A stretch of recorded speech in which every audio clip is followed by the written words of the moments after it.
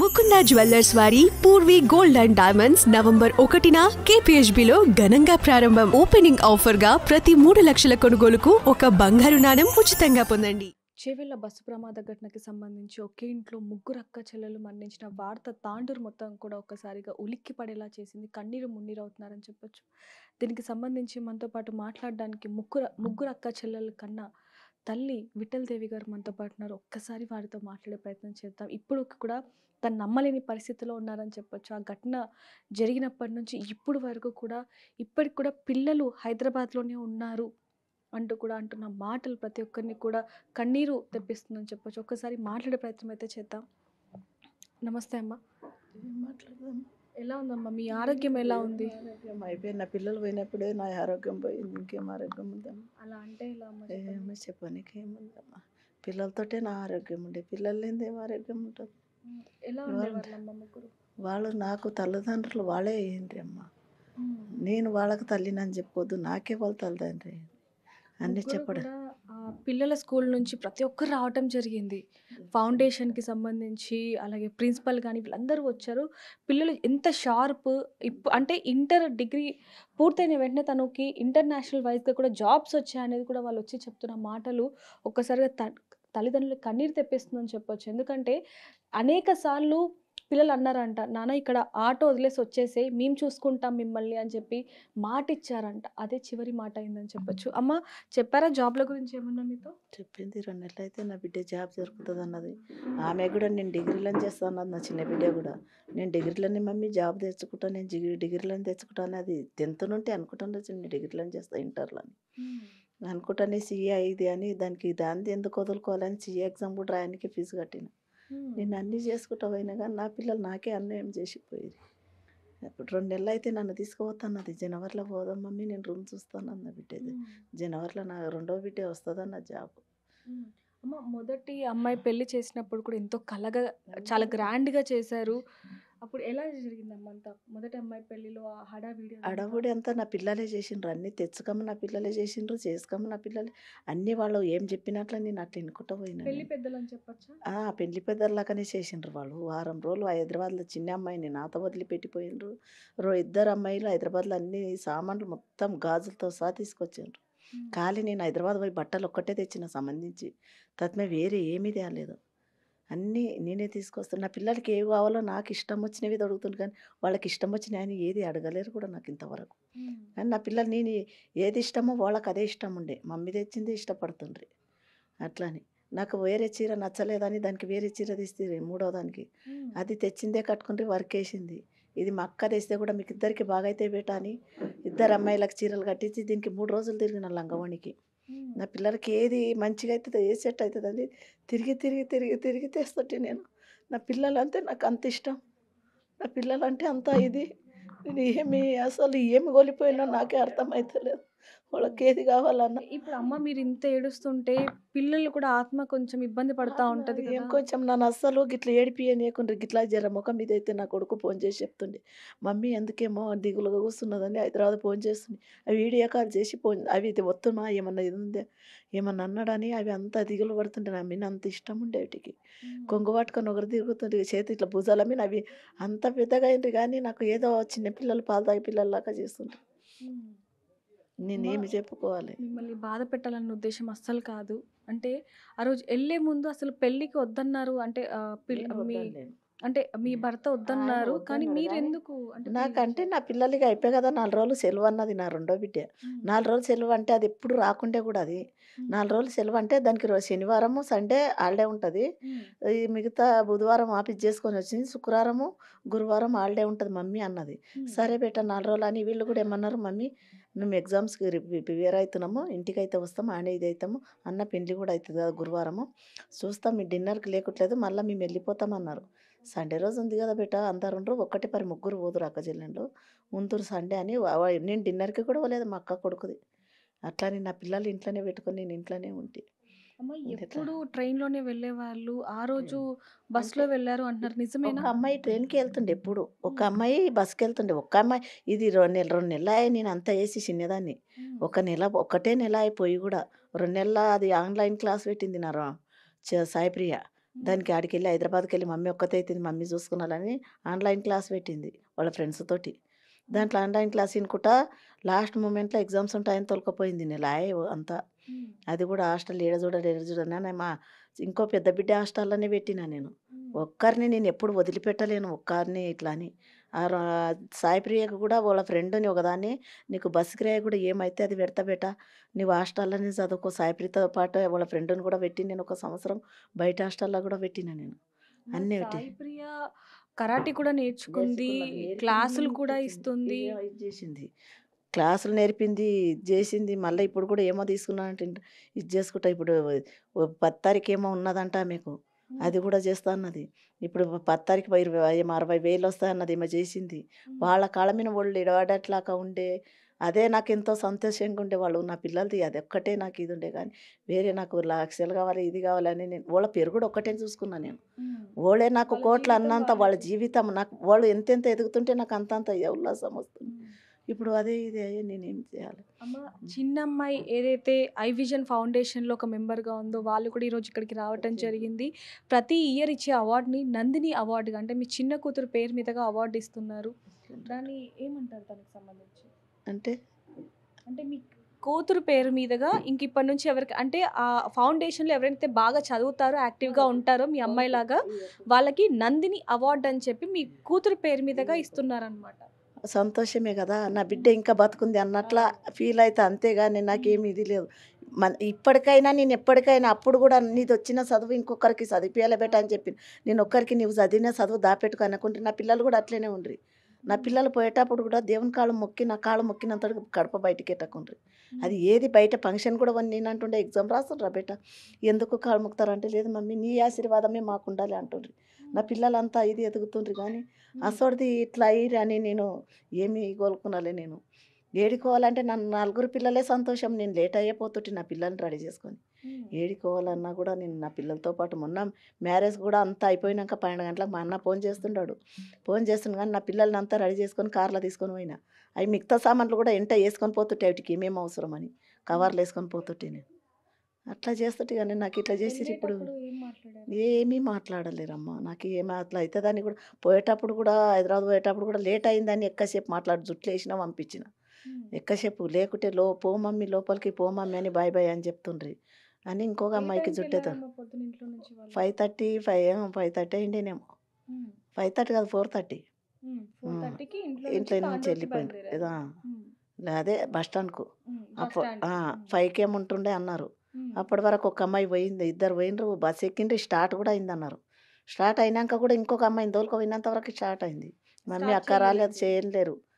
అది mummy daddy వచ్చేనా అక్క రాలేదు ఇంకా బస్సు స్టార్ట్ అయింది అంటే మీ డాడీ రాడమ్మా లేట్ అవుతాడంటే కూడా ఆమెకు జుట్టేసి బయట లేవాడు డాడీ వచ్చినంత వరకు.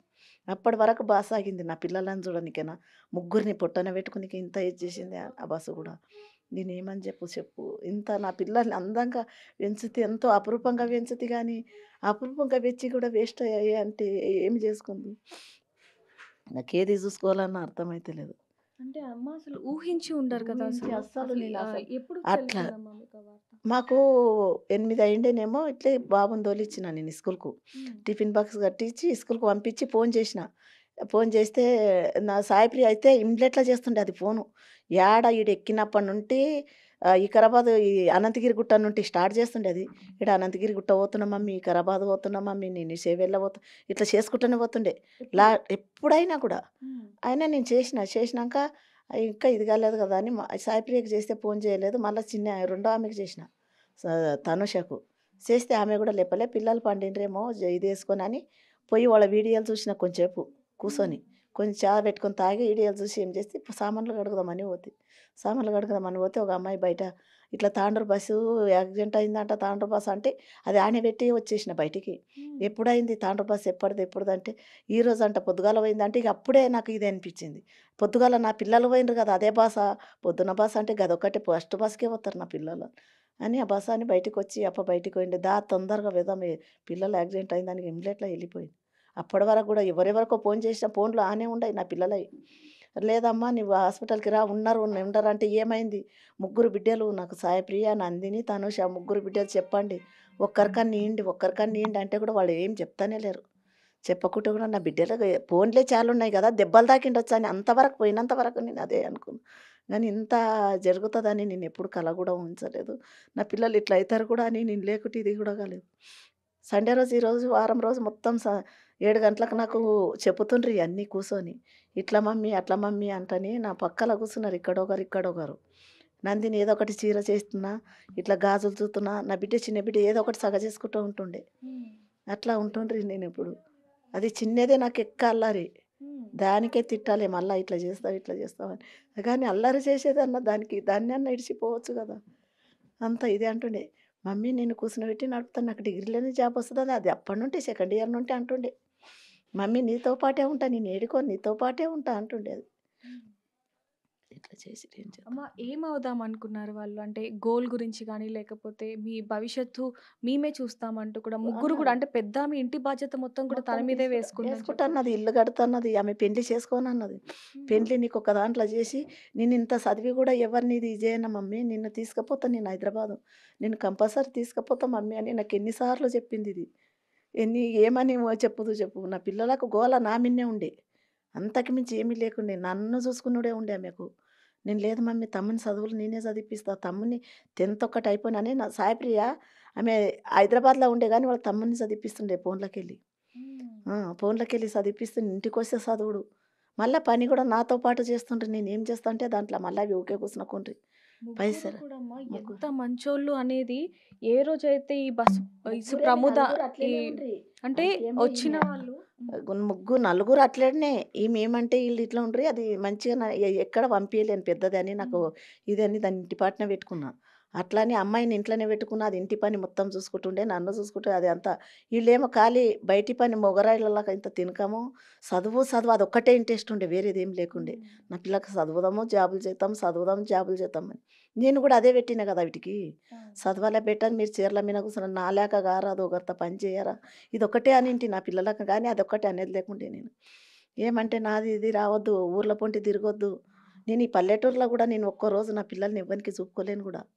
అసలు వచ్చిండ్రంటే 3 రోజుల పండుగ ఉంటే ఒక్కరోజే ఉంచుతుంటే, రెండో రోజు వాళ్ళ డాడీ ఆమె వెళ్ళిపోతుండ్రి, ఆ పిల్లలు తాండ్రు.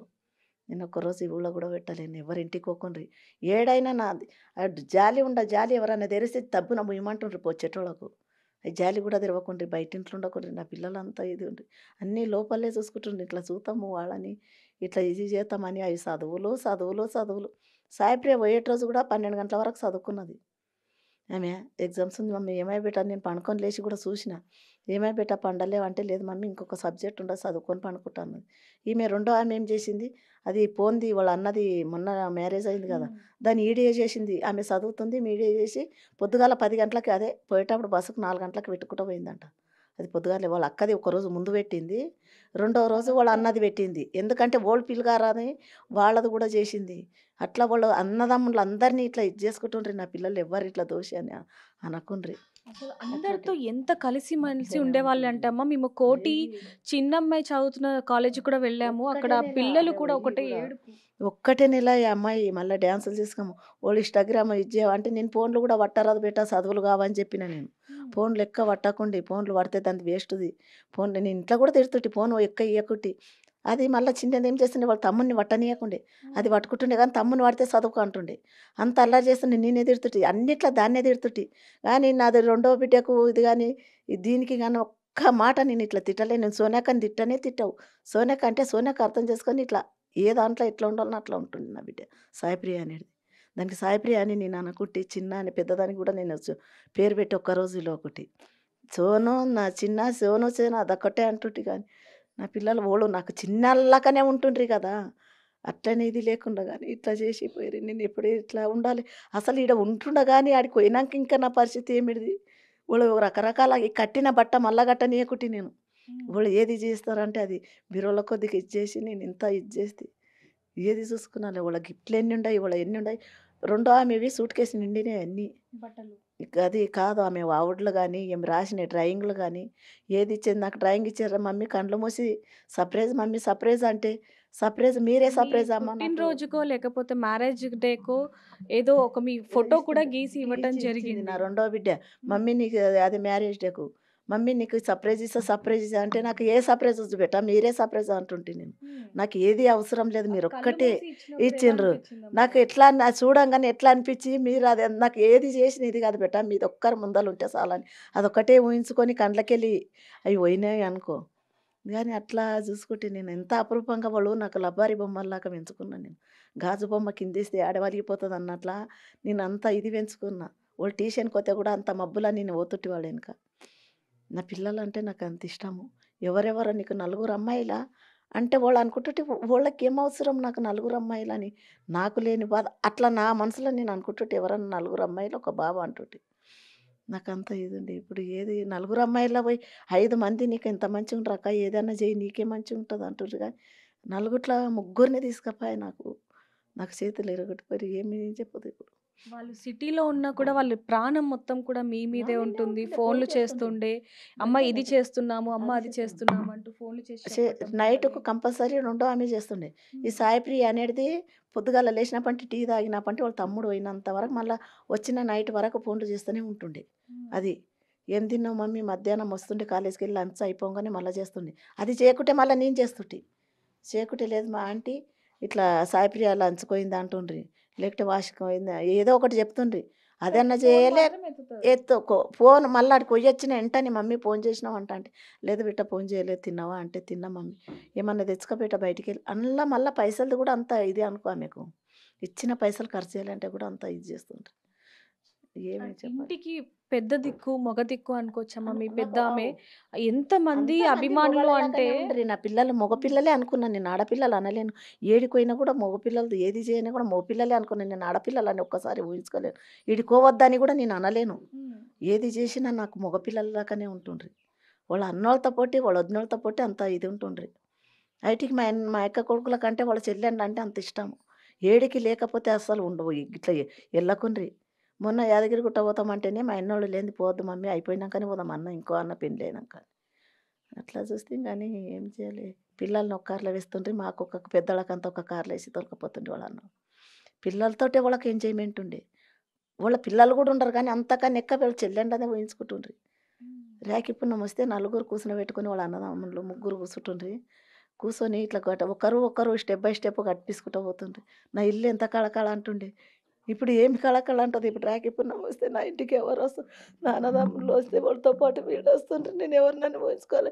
నా పిల్లలు వస్తుంటే ఎంత సంతోషం వాళ్ళు కడుతుంటే నేను ఎంత చూసుకుంటుంటే ఎంత మురిప్యం ఉండే నాకు ఇప్పుడు అట్లా నా ఇల్లే ఇదే ఇల్లే కాలే నా ఇల్లే ఆరే నేను ఏం చూసుకొని ఇచ్చేయాలి ఏమన్నా బుక్కులు ఉంటే కూడా అమ్మ అల్లా ఇట్లా అమ్ముతాం అనకుండ్రి ఆ పిల్లలు మళ్ళా 20 రూపాయలు వస్తాయి మమ్మ అవి ఎందుకు చదువుకుంటారా వేయలేలు అని మందికి ఇది నా పిల్లలకు అంత ఇది ఉండే జాలిగుణంని ముగ్గురు కూడా చదువులో చదువులో సరస్వతుల్లో అని సరస్వతిలో చెప్పొచ్చమ్మా. సరస్వతి అనే చెప్పిండ్రు శిశు మందిర తెలుగు మీడియమే చదివిండ్రు సరస్వతి వికారాబాద్ లేస్తే వాడు సార్ అన్నాడు తెలుగు మీడియం చదువుకమ్మా నువ్వు క్లాస్ ఫస్ట్ వస్తావంటే వద్దు బెట అంతగానం ఎందుకు మరి తెలుగు మీడియమే చదువు అంటే మని లేదు మమ్మీ నేను ఇప్పుడు చూస్తా కానీ ముందల భవిష్యత్తులో తిప్పలు పడి ఉంటుంది కానీ ఇప్పుడే నేను అదే తిప్పలేదో ఇప్పుడే పడతా అన్నది నా రెండో బిడ్డ అంటే నేను ఆ పిల్లలు అంటుంటే నాకు ఆంటీ అక్క మేము పండుకున్నాక చదువుకుంటుంది మేము వండుకున్నాం వాళ్ళంతా ఇంగ్లీష్ మీడియం నేర్చిన వాళ్ళు ఉండ్రి నా బిడ్డ తెలుగు శిశు మందిర్లో చదివిన బిడ్డ ఉండి అంటే వాళ్ళంతా వండినాక నాకు డిస్టర్బ్ అవుతుందని రాత్రి అంతా నిద్ర కాకుండా చదువుతున్నదంట